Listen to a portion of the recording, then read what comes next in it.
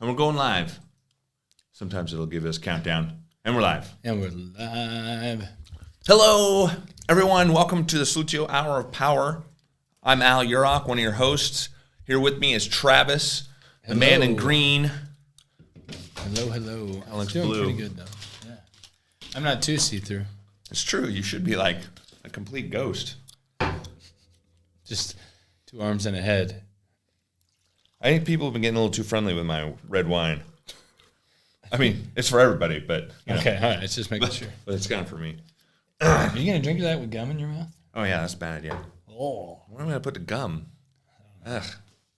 I've had this problem recently.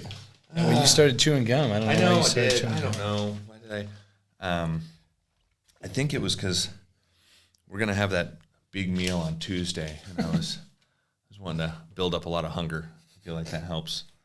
Yeah, I think it does.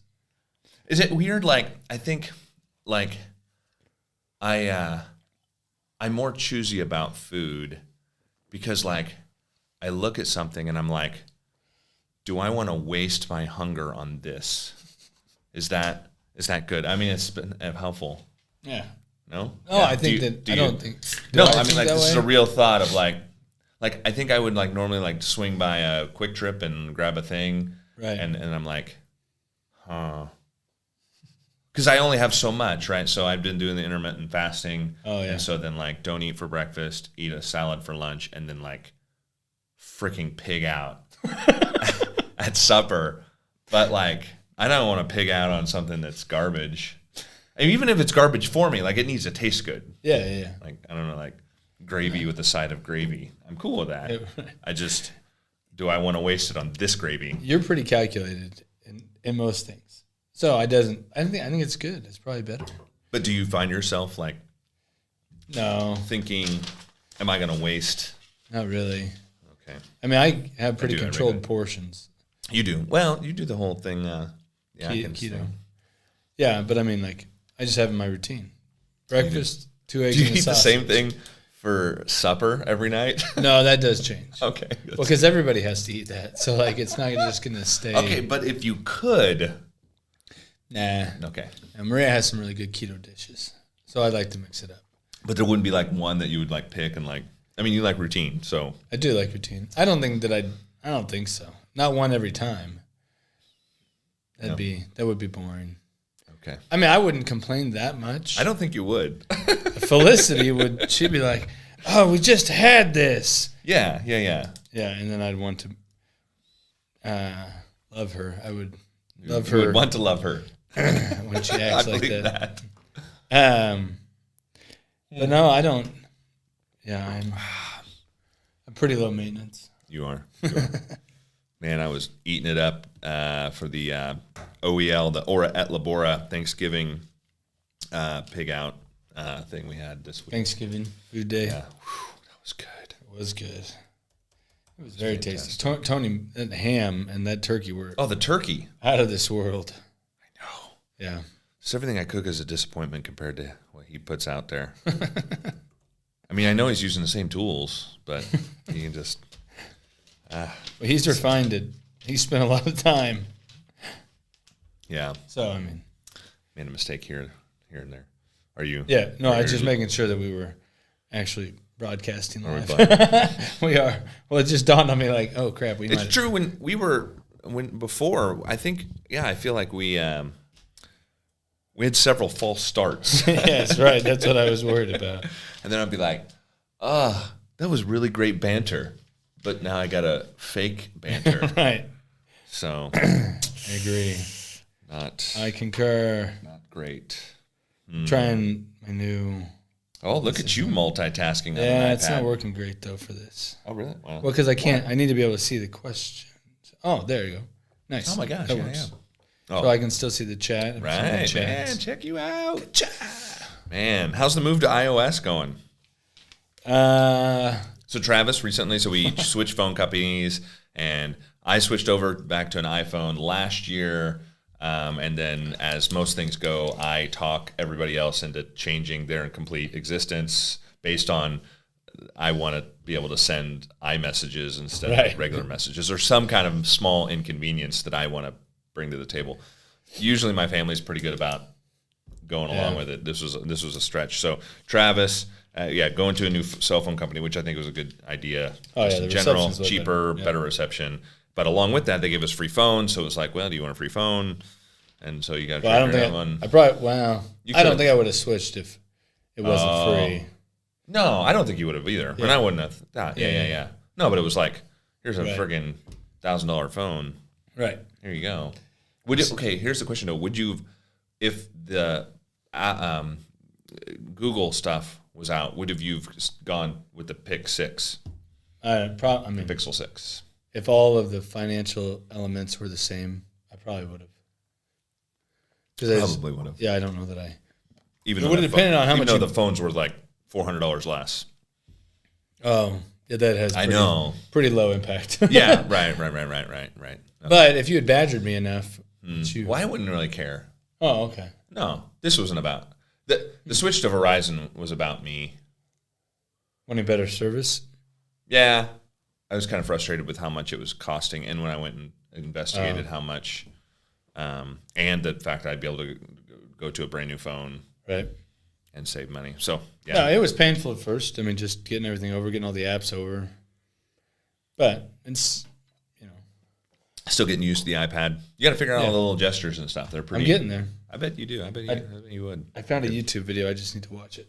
Did I show off last time? I don't think I had. I think you did. Oh no, I talked about it. Or did I? Okay. You could be. I don't. Did we do one last? We time? didn't do one last month, so I think this is new. This is my composition book. The thing that we talked about. It happened. I got my name there like some kind of 8th grader. I'm sure you all remember this. You've been waiting on the edges of I your know. seats. Our faithful fans. Yeah. So anyway, just a regular iPad case, but it's a sticker. But it looks like I even like the fact that if you remember from back in the day, like some of them have the little rubber bands or whatever. Yeah. You would put on there like this is just the fold, but it looks like the rubber band. It does. Oh my, that's where my life is gone. Very exciting. Very exciting. Well, I think we only have one question. One I mean, question. I'll continue to watch. and Okay. see. But let me just Bated breath. Yes. Yeah. So hit me with it, Travis. All right, here we go. This is from the Mother Mary Magdalene. I think she's written in before. She was my morality teacher my sophomore year, and We see how well that turned out. it's right. Well, I mean, at least you know what's wrong. It's just whether or I not. try to pray for her every Right. day now in my new adult Christian life. There you go. Good. Because she dealt with a lot of painful sophomores. Anyhow, now she just runs the show for the IHMs, Immaculate Heart of Mary sister, whose convent is down that way. All right, so Mother Mary Magdalene asks, Dear Travis and Al, greetings. Could you please tell me the name of the church shown on your Hour of Power page? It is lovely. Thank you. It is lovely. I took that picture. So you see it there at the top. That is, okay, who was I training? I don't know if I can. No, I think I know. St. Barnabas. Oh, in Omaha? Yep, because I think they're pretty close to downtown. So this is St. Cecilia's in, it's not downtown Omaha. I think I had to go a little bit outside, but it's like, I want to say the Catholic Church probably owned the one or the largest hill in Omaha, and so that they built St. Cecilia's, their cathedral on top. Oh, it of is that. the cathedral. Oh, Yeah, nice. that's the cathedral. Nice. A absolute that's that's kind of from a low angle, but an absolute like domineering facade. It's kind of flat. I mean, it's got some ornate elements to it, but it's huge. Yeah, very, very tall, and so you can see it from a long distance away. Here, bring up another, just Google it. I want to St. see what Cecilia's. the pictures look like. Saint. I can't even. CEC. I know, but I can't even read from back here. Omaha. ILIA. Easy. Whoa. Yeah, I know. Dang. I know, but like it's so much taller than it even looks there. I mean, it's Holy cow, that's it? yeah. Man, that looks like something from Europe. Oh yeah, it's beautiful. Yeah, there you go. I mean, that kind of gives you a little bit of perspective. But I remember parking across the parking lot and then taking a picture. And it was cold that day. But I was into really taking pictures of churches back then. I kind of am now. But anyway. Dang, that's huge. Now, I'm not 100%. Well, that's cool. I'm not 100% I got into it. Yeah, because you can kind of see it's on the hill there in Omaha.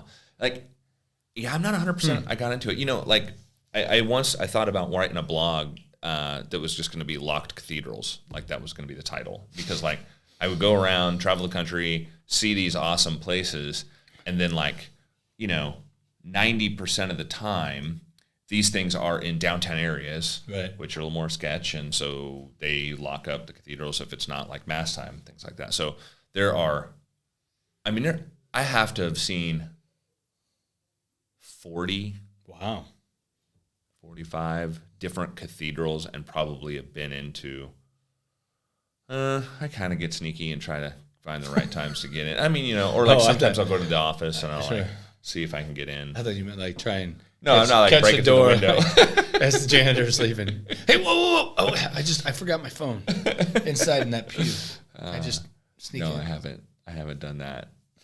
But, yeah. But I mean, certainly less than half. But it's just like, this amazing cathedral was created as a, you know, as worship to God and witness to people, and you can't even walk inside of it. Yeah. You know, it's just wild.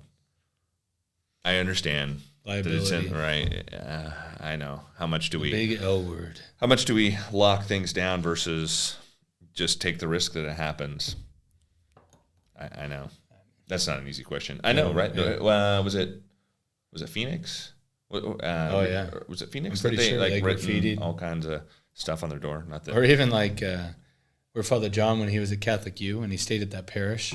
Oh, yeah. By Catholic U in Washington, D.C. And that some guy just like came into the church and went back to the sacristy. And so there was a door from the priest's residence and offices, a single door that then went into the sacristy. So it was just a direct shot. Yeah. But that guy was like, he was trying to get in. So like he stole stuff out of the sacristy, and then he was trying to get into the main residence. And then that's when they heard this door and then they went to see, and then he took off. But, wow. So, that could have been a really bad deal. Yeah, no kidding. Because you just don't know what he's right, what he's on or what he's. Yeah. Anyway. We do have another question that would be uplifting. Oh, okay. All right. Woo. I mean, we could keep going into the dark. Oh yeah, it's from Father John Lansworth. All right. It's St. John's in El Dorado. The question is, will the Kansas City Chiefs play in their third consecutive Super Bowl? But there is a follow-up question that's far more pertinent. However, that is important, Father Lansworth. I think there's a good chance after last week's game against the Raiders. Before that, the defense was looking better, but Mahomes seemed to be like in a different planet. But it was a good game. 5 touchdowns, over 400 yards, no interceptions. Yeah, it was a good game. So I think the Cowboys, that'll be a good test. Tell us a little more. But I did see a graphic the other day. The Chiefs were 6-4 at the same point in the season when they won the Super Bowl 2 years ago. So maybe it's an omen, but it's probably just coincidence. So, okay, the other question.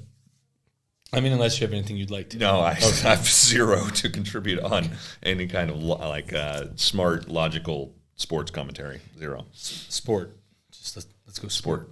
Sports commentary. Okay, so Father also sporting. Oh, that's the Kansas City soccer team. Anyhow, if you could only give one suggestion of how to improve traffic to a parish website, what would that suggestion be? Wow, that's a great question. Which actually, he's pigeonholing us.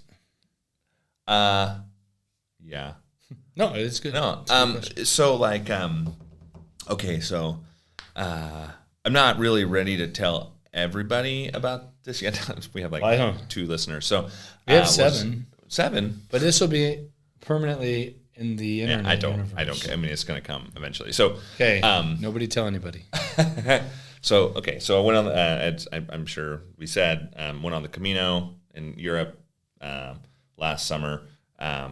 next summer, I want to try to lead a group of men and fathers and sons on like a shorter Camino, like 9 days.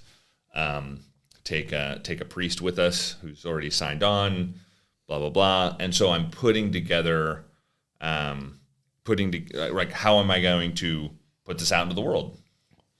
And so put together a website for that. And so doesn't matter how great I'm in a similar conundrum, right? Like if I've got the best site in the world, but nobody knows about it, it doesn't matter. So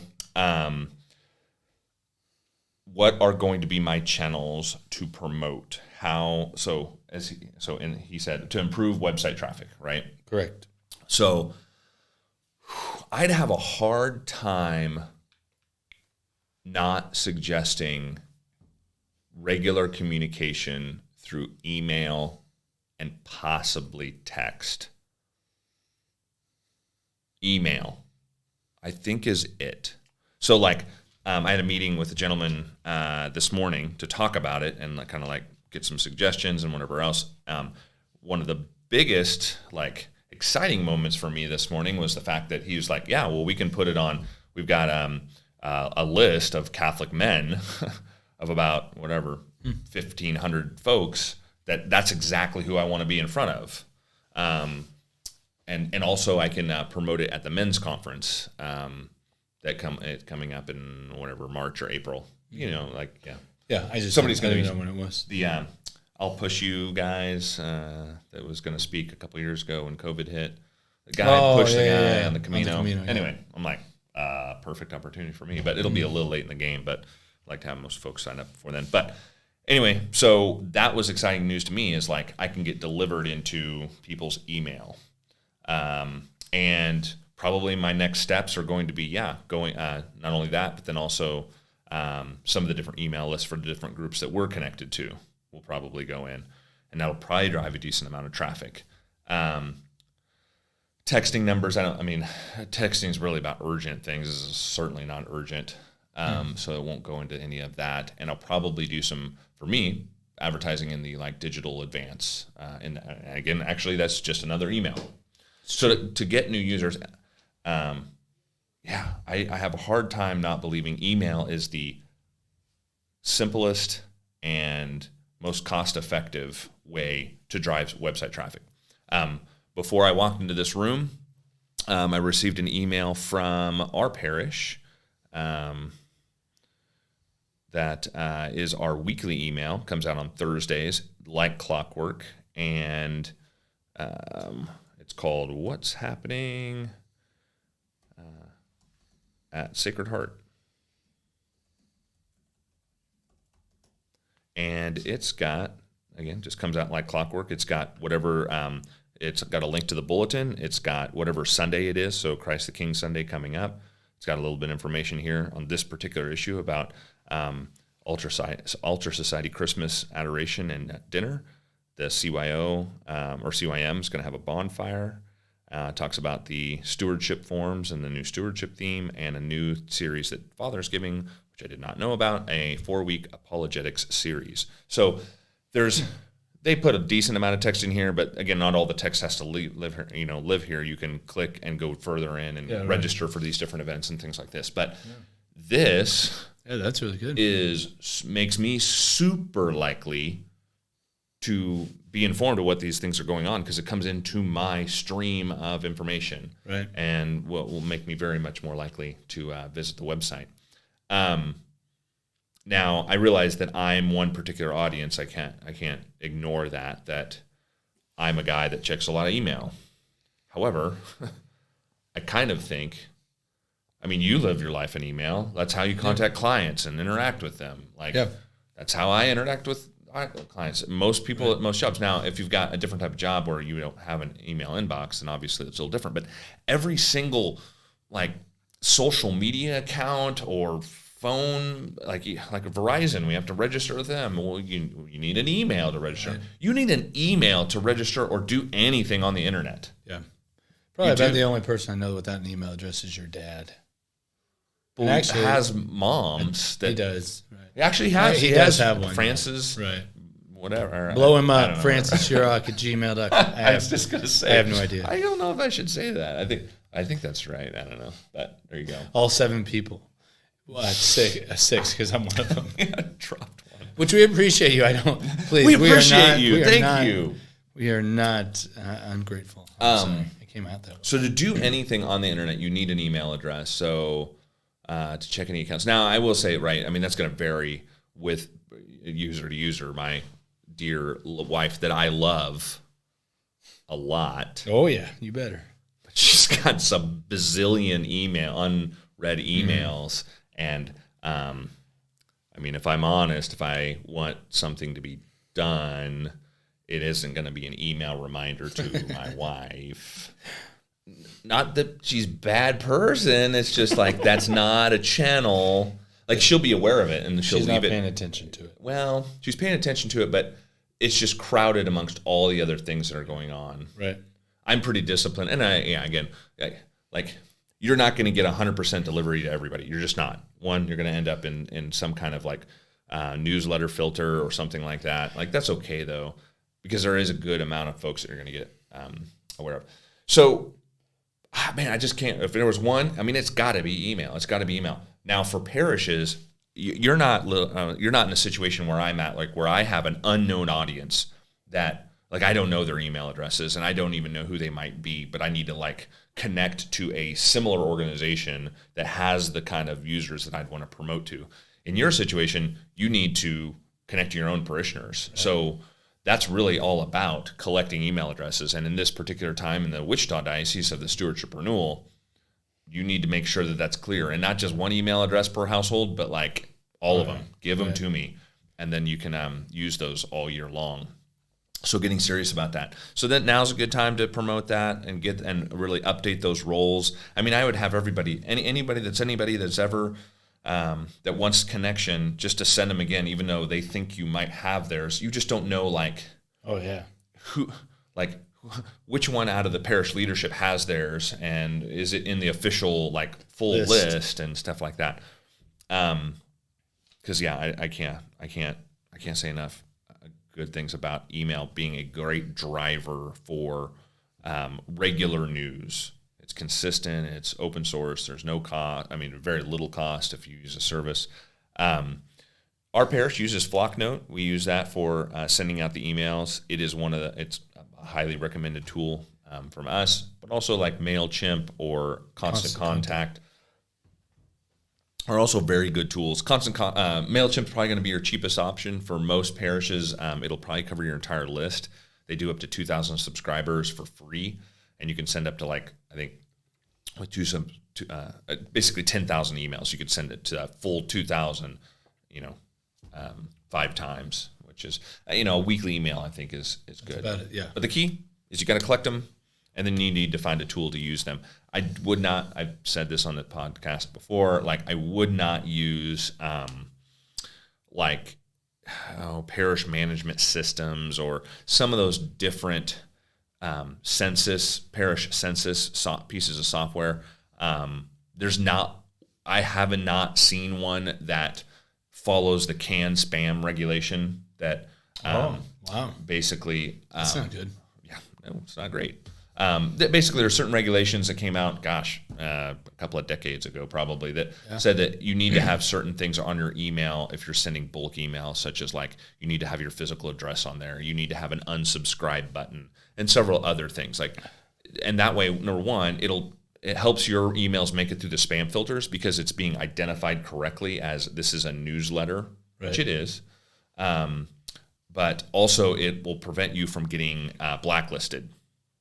So if you send out email that's spammy in its behavior, you can get caught up in a spam filter, blacklisted, and then they basically tell the other spam filters that this person is a spammer and will discredit all of your email. That will give it a lower rating, and it won't make through any spam filters, and it'll be really frustrating for you. So don't do that. And the pieces of software that I'm talking about, typically what they'll do is they don't put the unsubscribe button, no physical address. They'll just send out the emails like a private email, and they'll just like send out 5 at a time, then they'll wait like a couple of minutes and they'll send out another 5 at a time, and they'll wait, and they'll just continue to get through your 1,000-person list, and then eventually you can attach people to an email, like CC a bunch of people, or okay, I can't. Okay, so does that make it more clear?